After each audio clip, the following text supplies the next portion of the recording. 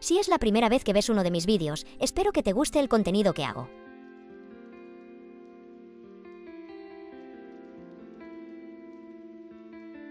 Ella partió a consolar a su ex en su dolor, pero regresó queriendo traicionarme al no obtener lo que esperaba. Todo comenzó hace 3 meses, cuando recibí esa llamada que cambiaría mi vida para siempre. Era un martes por la noche y estaba terminando de cenar cuando el teléfono de Andrea sonó. Su rostro se transformó completamente al escuchar la voz del otro lado. Era Mateo, su exnovio de hace 2 años. La madre de Mateo había fallecido en un accidente automovilístico. Andrea y yo llevábamos 1 año y medio juntos, una relación sólida que pensé que nada podría quebrar.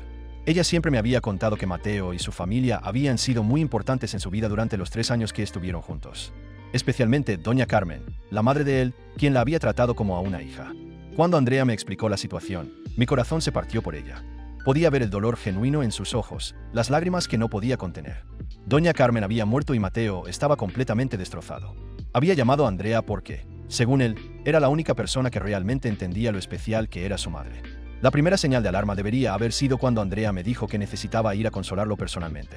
No me malentiendan, yo entendía que fuera importante para ella, pero algo en su tono de voz, en la manera urgente con la que hablaba, me hizo sentir incómodo. Sin embargo, decidí confiar en ella. Después de todo, era una situación excepcional, de duelo, y yo no quería ser el novio celoso e insensible.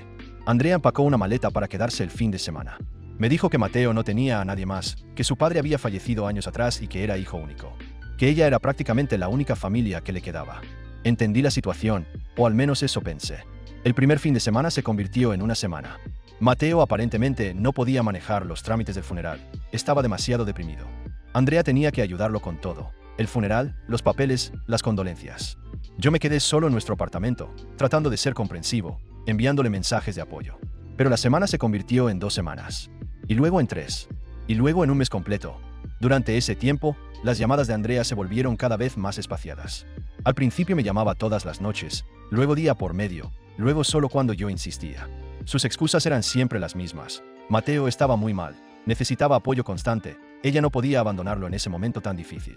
Yo comencé a sentirme como un fantasma en mi propia relación. Cuando finalmente lograba hablar con ella, Andrea sonaba distante, como si estuviera en otro mundo. Me contaba sobre las crisis nocturnas de Mateo, sobre cómo tenía que consolarlo cuando despertaba llorando, sobre cómo cocinaba para él porque no tenía fuerzas para cuidarse solo. La situación se volvió insostenible cuando Andrea me dijo que necesitaba quedarse indefinidamente. Según ella, Mateo había amenazado con lastimarse si ella lo dejaba solo. Esa fue la gota que derramó el vaso. Le dije que entendía que quisiera ayudarlo, pero que nuestra relación también importaba, que yo también la necesitaba. Su respuesta fue fría: no puedes ser tan egoísta, Diego. Él me necesita más que tú ahora mismo. Esas palabras me dolieron más de lo que puedo expresar. Me hicieron darme cuenta de que algo había cambiado fundamentalmente en Andrea. La mujer que amaba, que siempre había sido equilibrada y considerada, se había convertido en alguien que no reconocía. Finalmente, después de 6 semanas, Andrea regresó. Pero no regresó sola. Regresó con una historia que me partió el alma y me llenó de una rabia que nunca había sentido antes.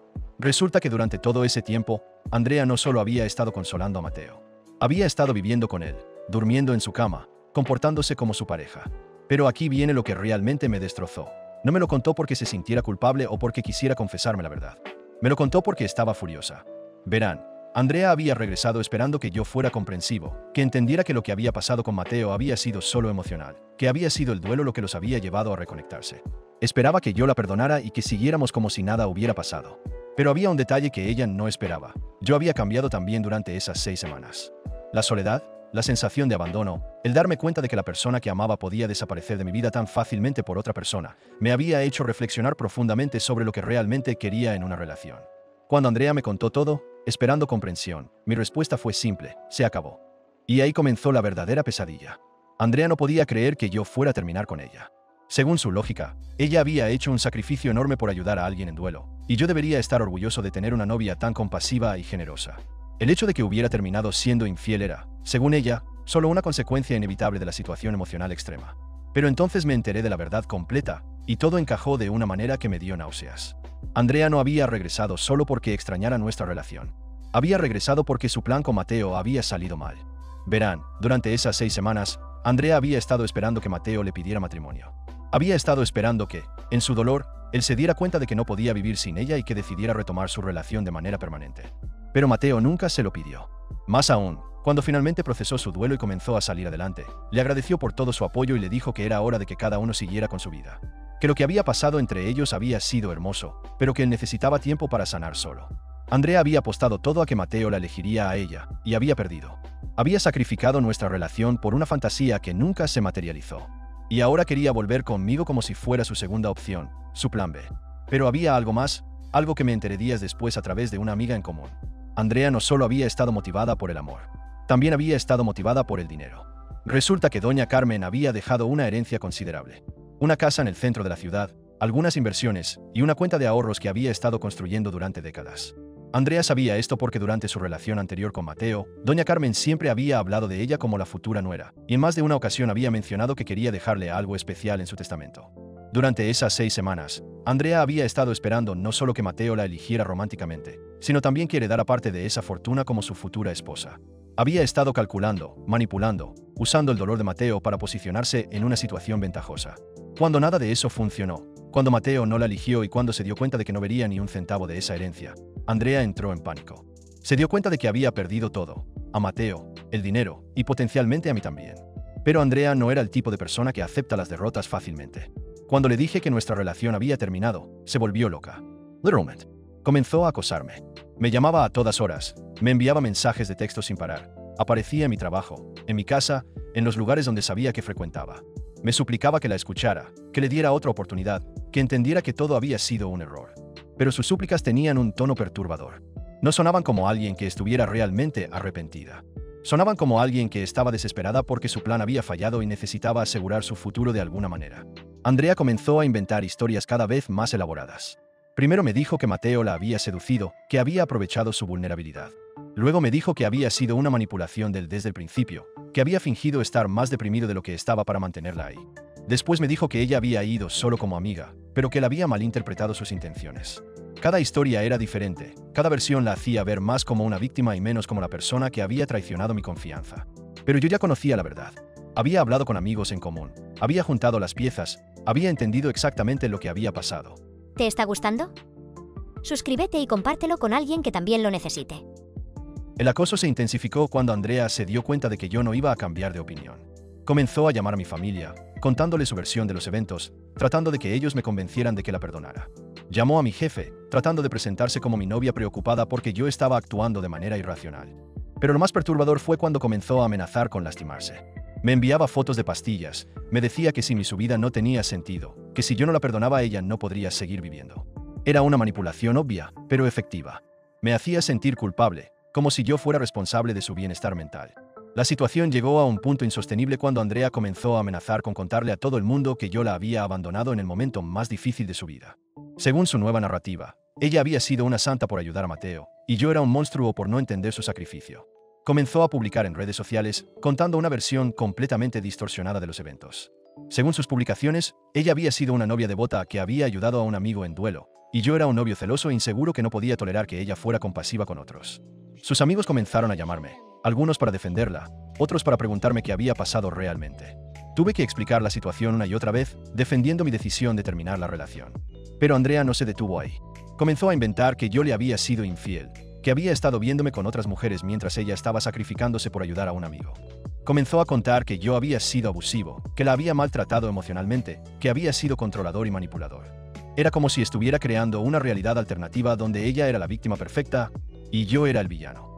Y lo más aterrador era que parecía estar empezando a creer sus propias mentiras.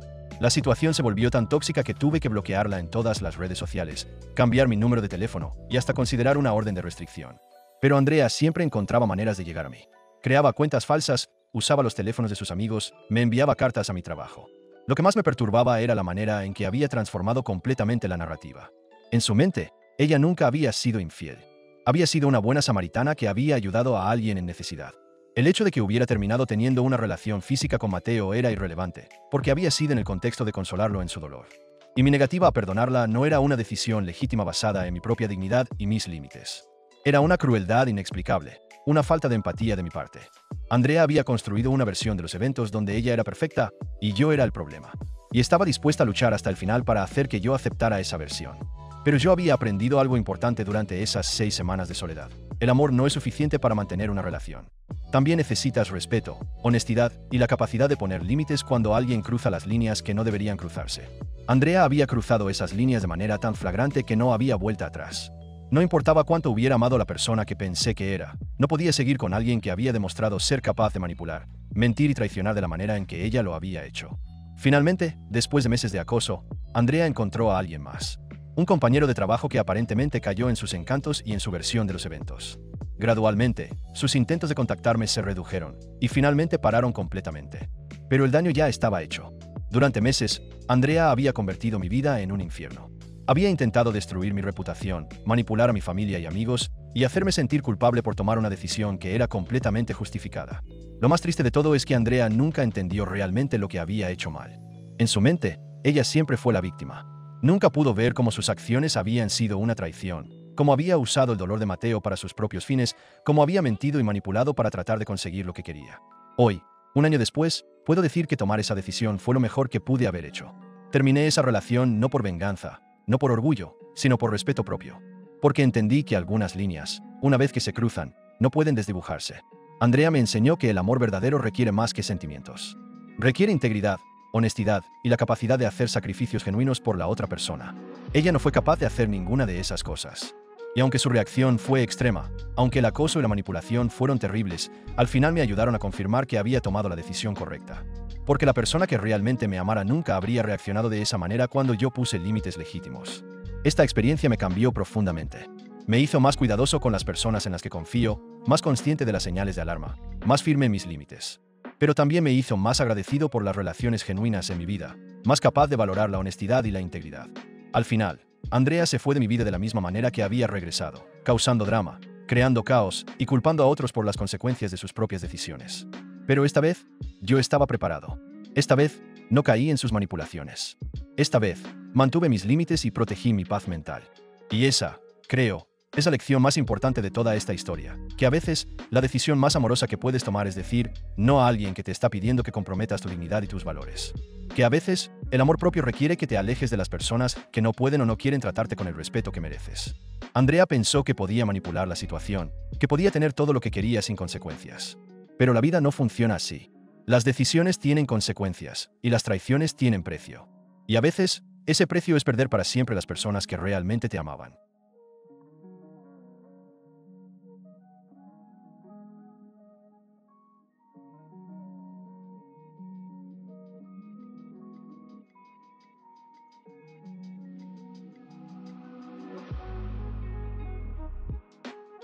¿Conoces alguna historia similar? Cuéntamela en los comentarios. Si te gustó esta narración, te recomiendo especialmente el vídeo que aparece en pantalla ahora mismo. Nos vemos mañana con otra historia que te pondrá los pelos de punta.